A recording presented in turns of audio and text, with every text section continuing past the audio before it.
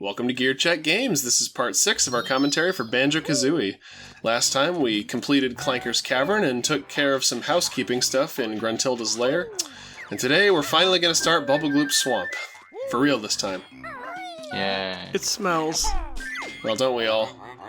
What are these wonderful gold alligators? He won the lottery and covered himself in 14-karat gold. Are these just reused assets from... Hey, you're the biggest thing in the world now, and you're covered in gold! All hail King Homer, etc.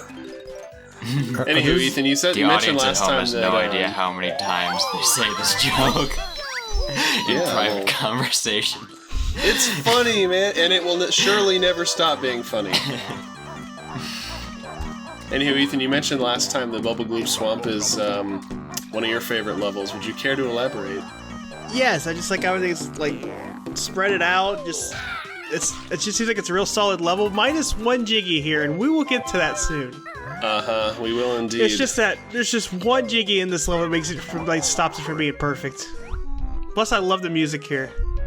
Yeah, it's pretty good. It's a very flat level compared to some of the other ones. Like, everything's kind of laid out on the same plane with a couple exceptions, but for the most part, it's pretty easy to navigate. Because everything's just kind of like... It's like you've got this central little hub with a bunch of spokes coming out of it, and there's not really a whole lot of backtracking required if you complete things in the correct sequence. So wait, is the water poisonous? The water is filled with piranhas, which I think is why there are, like, red patches in it. Oh, God. Oh, that's supposed to simulate fish? Well, you might say that. Because the piranhas are red, right? That's one interpretation. Yeah. That's what they told the ESRB. It's just mud. It's funny, and I know at least in Banjo-Tooie, there's during the end game quiz section, there's a question where they ask you what the ESRB rating for the game is, and I'm just like, yeah, aren't you glad you got an E in spite of everything you put in this game? Way to flex, guys. Oh my god. This is Russian nesting Jiggy. Banjo is now a great Russian bear. Oh god. Yeah. It's a fun little challenge. It's very veiny leaf.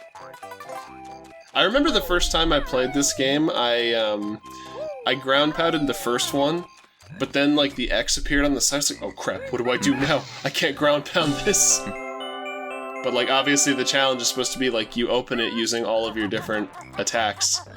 That leaf works out. That's why it's so veiny. There's actually a similar Jiggy in concept in Banjo-Tooie's Witchy World, where you have to play that like strongman carnival game, like hit the switch multiple times. But like what always tripped me up there is like, okay, I get that you have to use the ground pound, I get that you have to use the drill attack, but then you're also supposed to use a grenade egg. I don't know. It just seems like a bit of a leap in logic to me. Anyway. So that one was like way out on a ledge. Yeah. Knowing my clumsy ass, I would have fell off into the piranha water a lot.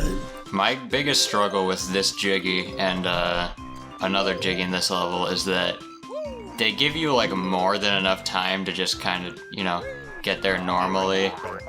But I can't just like go for the Jiggy and not do Talon Trot and try to pick up all the notes along the way. Right. So yeah, I was always confused. End up falling off. Did you also try to feed the crocodile along the way? I don't think I did that. I mean, I probably did once. I was wondering why you were skipping all the notes. I was like, collect the notes. Collect the notes. Time is of the essence. I had a feeling you're like, yeah, you're probably gonna get this Jiggy and come back and get him. Yeah. Yeah, sorry if you ever see me just kind of like standing around or like swiveling in place. Like, I'm collecting my thoughts. Because a lot of the challenge of this game is just kind of in your head, like, on a repeat playthrough anyway, it's like, you're trying to efficiently collect everything, so you kind of have to stop and think every once in a while, like, okay, what do I have and what do I still have to do? Hey, how come the piranhas don't bite them? Because they don't have smelly feet. Because they paid the piranhas. They paid them off to help them They out. paid the piranha price. Yeah. That should be the episode title. Instead of paying the iron price like the Islanders in Game of Thrones. I thought you were going to say Animal Crossing. Oh no! And there goes Please my reconnect your controller, controller. old reliable. After an undisclosed amount of time, we're back. Is paying the iron price in Animal Crossing trying to get 30 iron to build the stupid Nook shop? Mm-hmm. That didn't take long at all. I mean, if you're not a time traveler, it does. Are you a filthy time traveler? Not I. It's not something I would admit on in a YouTube video. If if I was a time traveler, I would have to fight Thanos. No, thank you. Oh, spoilers. What is it with Banjo just destroying people's homes in these games? And people's hats. Hell, in the ice world of Yooka-Laylee, there's a mission where you have to rescue a character from like a village of like monsters. And the solution is just to go and smash their houses. Oh yeah. Like, instead of fighting the monsters, you just go and like smash all their igloos, and it's, I don't know, I felt kind of like the bad guy after that. Listen, his sister got kidnapped. The ends justify the means. But like, whoever lives in these houses doesn't necessarily work for Grunty. Well, obviously they weren't home, so they don't know who did it. That's Or true. you flattened them to a pancake. That too. It's like, well, my house has been destroyed, but at least I have this low-res JPEG of a chicken foot. Grunty did it. Yeah. Oh, look at that big old turtle. I bet he's a friend. Yeah. Well, one of your old friends is inside his belly tray. What? Your old Diddy Kong Racing friends. Oh Oh. my god, is Diddy Kong in this game? Yeah. Well, Donkey Kong is in the second game. Is Timber the tiger in this game? Well, I guess technically Donkey Kong and Diddy Alas, Kong no. are kind of in this game in Mumbo's Mountain. My name's Crunch. Oh, yeah, their XPs are anyway. And there's our dragonfly friend from the Original title to screen. Kongs. I mean, aren't there 3 original Kongs in DK64 that are in no other Donkey Kong I guess that's true. like games? Well, no, they put Tiny Kong in the horrible remake of Diddy Kong Racing. Oh yeah. But like, she went through a time portal and got way older. Uh-huh. She basically suffered from Candy Kong syndrome in that game. She's like, let's just take human proportions and put a monkey's head on it. Ugh. It sounds like something you do in like Perfect Dark with the character maker. And what do you know? Both were made by Rare. Not a monkey, but like put like some random like face on someone. Uh-huh. I'd rather put a human head on a monkey body. Yes. Fair But- enough. Don't humans already have monkey bodies? I guess. Oh god, lethal frog. Oh, that Yeah, was. I didn't really make mention of it during the battle against the frogs, but like, I always had trouble with that because of the hopping kind of makes them hard to hit. I always use the gold feathers against them. Oh, really? Yep. I never thought to do that. But then Yep. again, I don't think to use the gold feathers for a lot of things, so that's just kind of par for the course with my playstyle. I like that you get to climb on giant cattails. Uh-huh. I know they're supposed to be cattails, but for some reason the first thing my brain goes to is like a chicken drumstick with like a really long bone. Big chickens. They're like giant kazooies. Yeah, they're like Kazooie legs. Yeah, it's Kazooie's prehistoric ancestor. Got the or tiny what's little left of it. thigh and then the like 20-foot long leg. Yep. Hello, Mr. Turtle. This is how Banjo helps people, by smashing their feet in. I like how he's like, I'm numb and cold, and you're like, can you feel this? Big dumb reptile. Here, let me just try one more time to make sure. So those dragonflies look suspiciously a lot like Sparks from the Spyro trilogy. Oh yeah, they do. Although knowing small Rare, it's probably lawsuit. just a holdover from... there are a couple of enemies in this game that are just kind of like recycled designs from Donkey Kong Country. And I feel like that might be one of them for the dragonflies for DKC2. I love that. Although those dragonflies were blue, now that I recall. I love that sound effect when you hit his flippers. He's just like, oh.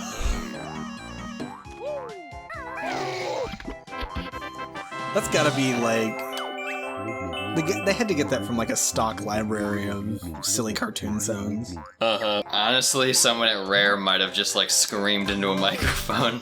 Yeah. Well, I mean, most of the sound effects in this game are just like stock cartoon sound effects. Oh my god. Or at least they sound like they Or are. stock Grant Kirkhope sound effect. So that was the easy Jiggy that we get from a turtle in this world. This one is one of the more, in my opinion, infamous ones. And I'm not gonna lie to you guys, I just straight up had a pen and paper next to me when I recorded this and wrote down the puzzle solution here every time. That's cheating. Is it- Although that's different? probably just my PTSD from when this minigame shows up during Grunty's Furnace Fun at the end of the game. Tip Top is the number 2 racer in Diddy Kong Racing. Is number 1 the mouse? Well, yeah, Tip Top and the mouse have like the same like stats. It's just like, do you want to be a mouse or turtle? But You like, mean it's not Diddy Kong? no, Diddy sucks in that game. The most popular either- character is never the best one. It's always like the Yeah. weird niche one. Yeah, it's either the turtle or the name's mouse. Bubba. And what? Yeah, and once you unlock them, it's the chicken and the clock.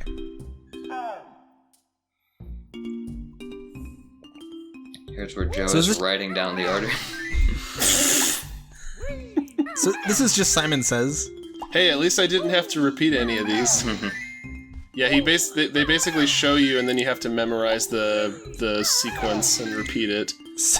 Simon Pegg Says, smash Also, these I'm- turtles. See, what am I trying to say here? I'm having a brain fart. It's all these swamp gases getting in my brain. But, like, I'm pretty sure the iteration of this that shows up during the end, or has the chance to show up during the end game, is, like, longer than any of these sequences. So it's basically just, like, a toll booth of health, if you don't have a way to write down the solution. Wait, do you get hurt every time you mess up? You know what? I forget. You do in this version, at least. I don't Okay. remember if the Furnace Fun version is just pass-fail. But in this one, the turtles hurt you if you stomp on the wrong one. Well, on the Furnace Fun version, I'm pretty sure there's just a time limit. I guess we'll be able to double check because I'm pretty sure I was unfortunate enough to get it on this playthrough, so... Tip Tip sounded so bored the entire time you were doing that. Oh, my racing days are behind me. Oh yeah, I remember that. Now all I get to do is wave a stick at some turtles. Yeah, that one's always easy to forget because it's conveniently just off camera. Yeah, the honeycomb pieces are definitely the most, like, devilishly hidden collectibles in this game. Because I guess they're the least essential. Did you get the one in Clanker's Cavern that was up inside that pipe? Oh, yes. Well, yeah, man, it's 100%. Oh my god. That's the only way to play Banjos, 100%. So you're 100%ing this and Metroid Prime? Yeah. He's a beast. The game's about collecting stuff, man. You gotta collect it all. True. Or not, you know. You could enjoy other aspects of life besides playing video games. Oh, I remember this. The This is the boots! maze. The boots. Don't get swamp Yeah. ass. See, this is part of the reason why I wanted to get the alligator thing taken care of in the overworld beforehand, because this is how we get to Mumbo in this world, and every time you want to transform, you have to go through this again and again. Oh, this just to become a termite? Or what do you Like, become in look this how world? long this is. Like, we're still not even close to the end. This is like if Mumbo set up a tower defense path. I love these tiny little walkways. Yeah, because you're not the one playing the game. Yeah. Well, they're both nerve-wracking and like interesting because it's like if you know how to just like cheese it, you can. But can't you get on top of that wall and like walk over? If you can, then I'm gonna feel very silly because I've always made it a point to avoid having to come back to Mumbo here. But like, if you can get on top of that wall, then like, I don't know. I might be wrong. I might be wrong. Thank God they thought of something. Maybe I'll have to try that out next time I play. Mumbo might be the king of social distancing. He's up on top of a mountain. He's at the back of a maze. Uh-huh. Yeah, he clearly does not want to be found. Yeah. Doesn't want us all to know his wonderful secrets of transformation. I think you just ran right past the Mumbo token. Oh, there was one back there? I think so. I think you saw it on the camera earlier. Pixel apart. Well, maybe I'll remember to get it in the next episode. I don't. But I do remember to get transformed, so tune in next time for some swamp shenanigans. Yeah. Yeehaw. Swamp nanigans. See ya.